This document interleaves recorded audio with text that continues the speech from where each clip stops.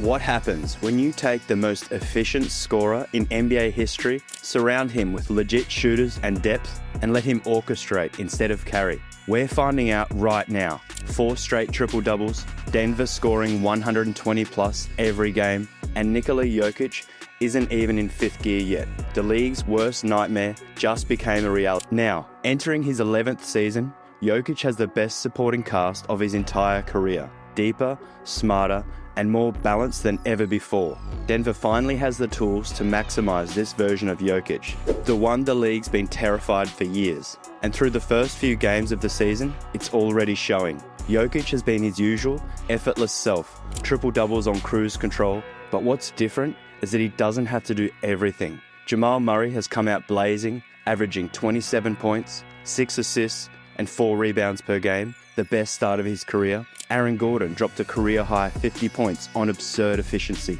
Even Tim Hardaway Jr. has chipped in with 20 off the bench against Minnesota. Every player is bringing something unique, every lineup works, and for the first time in a long time, Jokic finally has help. And that's what makes this version of Jokic so terrifying. At this point, it's not exactly news when Nikola Jokic walks off the court with another absurd stat line. The man has made history books look routine, but somehow he's doing it again. Last season, Jokic averaged a triple-double across the entire year, and now, just a few games into the season, he's picking up right where he left off. Through 4 games, Jokic is averaging 20.3 points, 14.5 rebounds, and 11.3 assists. Opening night against the Golden State Warriors, Jokic wasted no time reminding everyone who runs the league. He dropped 21 points, grabbed 13 rebounds, and handed out 10 assists. Then in Game 2 against the Phoenix Suns, he controlled the entire game. Jokic finished with 14 points, 14 rebounds, and 15 assists. A triple-double that perfectly captured how he can dominate without even scoring. 20-19 Denver, another pass! Boy, Jokic is putting it right. Next up, against the Minnesota Timberwolves, Jokic took it up another level. 25 points, 19 rebounds, and 10 assists, carving up one of the league's best defensive teams with his trademark patience and precision. And in his 4th game of the season, he made history again against the Pelicans. Jokic went for 21 points on 10 of 15 shooting, pulled down 12 rebounds, dished 10 assists, and even added 2 steals, all in just 28 minutes of play. 4 games, 4 triple-doubles, 4 masterclasses in control. With that, Jokic joined Oscar Robertson and Russell Westbrook as the only players in NBA history to start the season with 4 straight triple-doubles. Sure, his scoring isn't quite as high as last year. That's what makes this version of Jokic so scary. He doesn't need to score 30 a night anymore, because the Nuggets don't need him to do everything just to win. He can take a back seat and still control every single possession, bend defenses out of shape, and make his teammates look like all-stars. At this point, if Jokic doesn't finish with a triple-double, that's the real surprise. And if he keeps this up, we might be watching him chase down and possibly break the all-time triple-double record this season.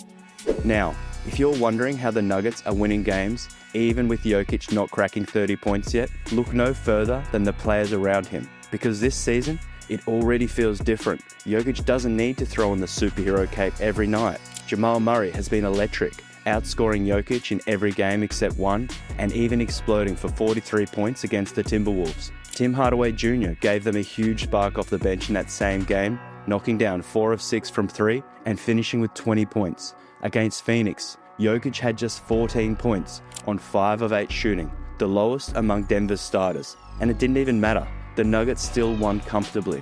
And then there's Aaron Gordon, who straight up stole opening night. He dropped a career-high 50 points on an absurd 10 of 11 from 3 against Golden State. A performance that would have been the talk of the league if his name wasn't Aaron Gordon, and maybe if the Nuggets got the W. It's only been 4 games, but look at the variety of production. A 20-point scorer off the bench in one game, a 43-point outburst from Jamal Murray, 7 players in double figures in another, and a 50-point game from their third option. He's been hot all night, got another one, 10 3-pointers! And if the past few seasons have taught us anything, it's that depth wins titles. The Boston Celtics built around stars and elite role players, and they won it all. The next year, OKC did the same, riding their depth and versatility all the way to a championship as Shai Gilgeous-Alexander put together an all-time season. taking home both regular season and finals MVP. Those two teams prove the blueprint, and the Nuggets' new front office clearly got the message.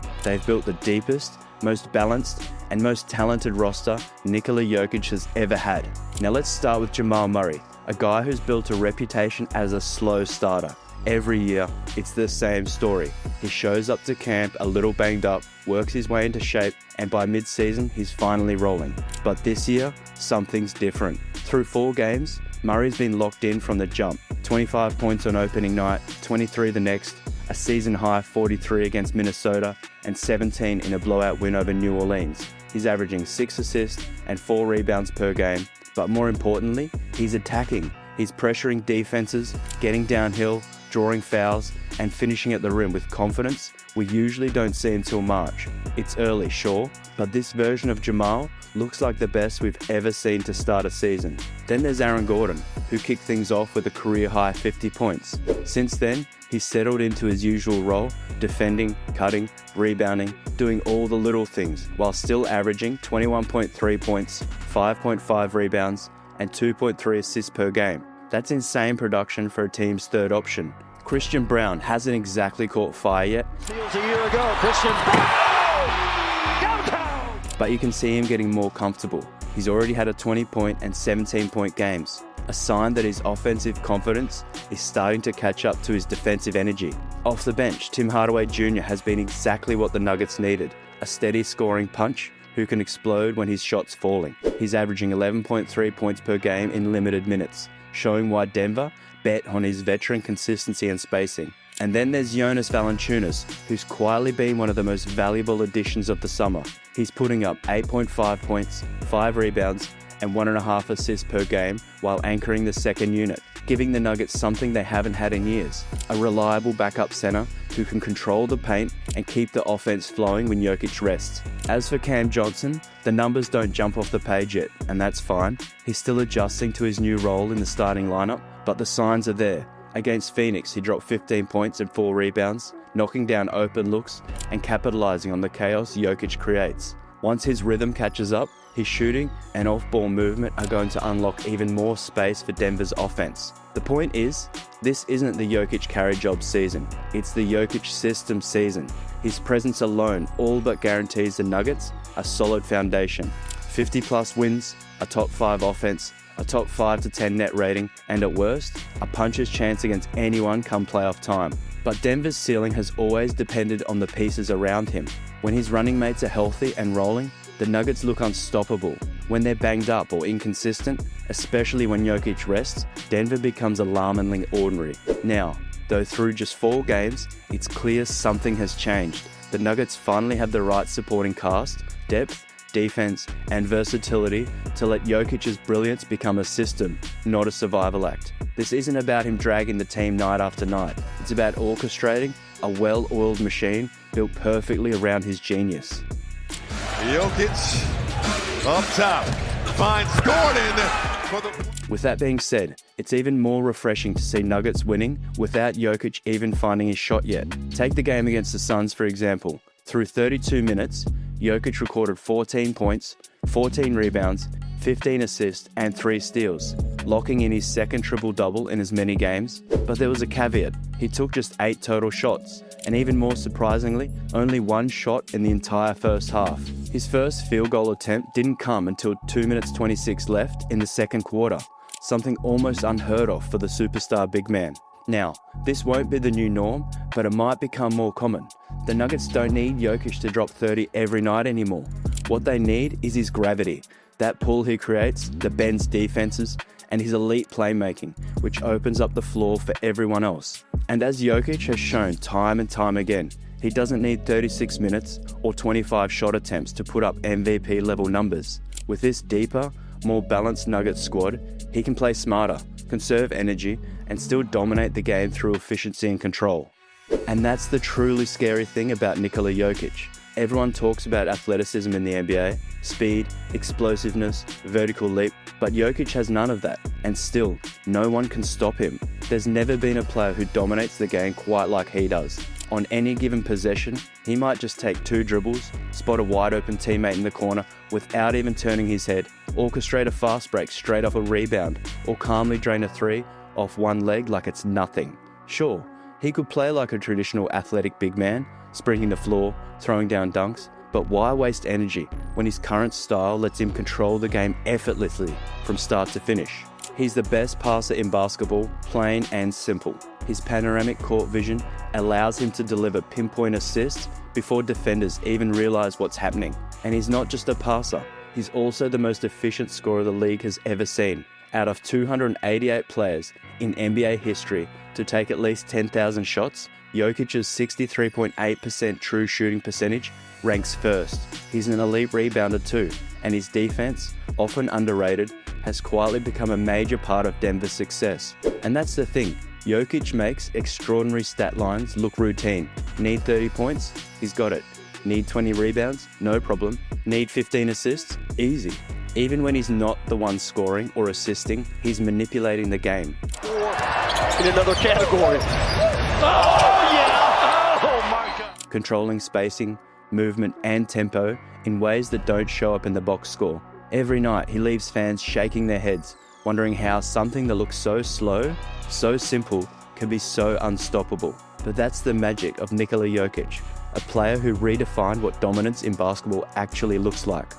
And now, as Nikola Jokic enters his 11th year in the league, there's really nothing left for him to prove. But when you're the best basketball player on the planet, expectations don't disappear, they just grow. Even if it's not necessary, the world still waits for Jokic to amaze them every single night. Over the years, Jokic has earned a reputation as a one-man offense, capable of running a top-tier attack no matter who's on the floor. Injuries, roster turnover, and lack of depth haven't mattered. Jokic has kept Denver's offense elite through sheer brilliance, but now that's changed. This season, Denver can go 12 deep with legitimate NBA talent, a balanced blend of youth, vets, size, and shooting. For the first time in years, Jokic has everything he needs around him. He has shooters like Cam Johnson, Jamal Murray, who can space the floor and punish double teams, cutters like Aaron Gordon and Christian Brown who thrive off his passing, and a reliable second unit anchor like Jonas Valanciunas and Tim Hardaway Jr. who can maintain leads when Jokic rests. And as great as he's been so far, it's entirely possible that the best version of Nikola Jokic is still ahead of us. Statistically and impact-wise, he's already separated himself from the rest. If the MVP truly goes to the player who makes their team function at the highest level in any situation, Jokic is the definition of it. His case is airtight. He affects winning more than anyone else in basketball. Heading into the 25-26 season, he'll be battling names like SGA, Giannis, Luka, and Wemby for the MVP crown. But if Jokic wins it again, he'll make history, becoming just the 6th player ever to claim 4 MVP awards. Not bad for a guy once drafted during a Taco Bell commercial. The truth is, Jokic is operating on a level above everyone else in the NBA, and now he's surrounded by real depth, a coach who completely trusts him, and teammates who actually elevate his game instead of relying on him to do everything. This is the version of Nikola Jokic the league was afraid of. So what do you think? Is Jokic on his way to MVP number 4? Let me know your thoughts in the comments. And don't forget to like, subscribe, hit the bell for more videos like this, and check out one of these ones on your screen now.